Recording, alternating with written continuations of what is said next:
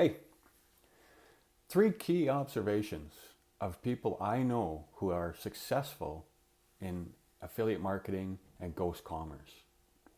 Number three, they have a mentor with a proven success track record and a proven system of coaching.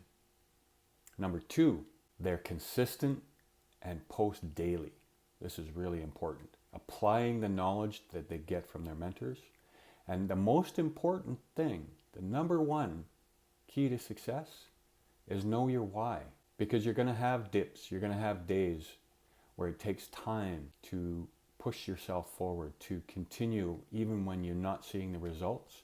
Everyone starts with one follower. Everyone starts with one like. Everyone starts with one commission, their first one. Just know your why.